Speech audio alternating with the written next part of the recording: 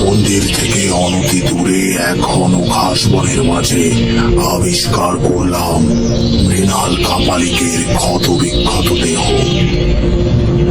শিয়ালে ছিঁড়ে ছিঁড়ে তার মাংস খেয়েছে, বুকের পাঁজরটা দু টুকরো করে দিয়েছে কোন অলৌকিক শক্তি সম্পন্ন জীব। এবার সে কোন জীব জগতের জীব তা আশা করি তুমি বুঝতে পারছো। আখেরি বড় ভয়ঙ্কর অপশক্তি। এরা মানুষের শরীরকে কেন্দ্র করে তাকে তিলে তিলে মেরে ফেলতে বেশি স্বচ্ছন্দ বোধ করে। তবে তাকে যদি কোনো কারণে পৃথক করে দেওয়া হয়, সে দ্বিগুণ শক্তিমান হয়ে প্রথমে যে বিভক্ত করে তার উপরে প্রকট হওয়ার চেষ্টা করে। কিন্তু কিন্তু আমার বুকে বীজ মন্ত্র উল্কি করে লেখা আছে, আমায় ছুঁতে পারে এমন স্পর্ধা তার নেই।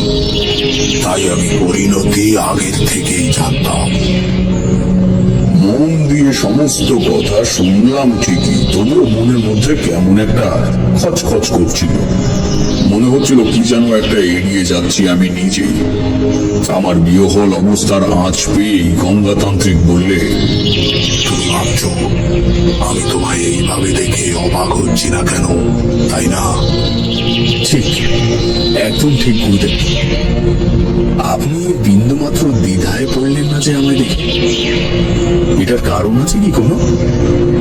গঙ্গাতান্ত্রিক মৃদু হেসে আমার কাঁধে হাত রেখে বললেন, তোমার ভবিষ্যৎ আমি তখন থেকেই জানতাম। সেই কারণেই একবার তোমার আড়ালে কিছু করিনি।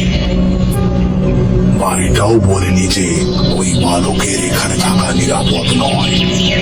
তবে মনে রেখো বৎস, যে পথে তুমি নেমেছ সেই পথ মাটির হলেও এই মাটিতে কিন্তু পা আটকে যায়।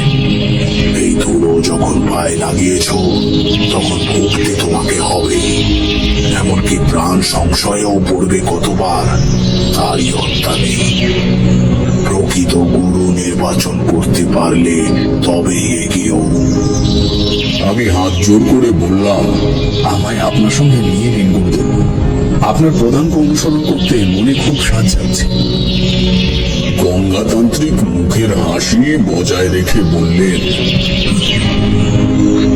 আমি নিজেই এখন গুরুর অধীনে আছি বৎস, চিন্তা করো না। সেই গুরুর তোমারও দেখা হবে। যাক যাক, তুমি যখন এখানে এসেই পড়েছ তখন আমার আর থাকা চলে না। যাওয়ার আগে একটা কথা বলি তারানাথ।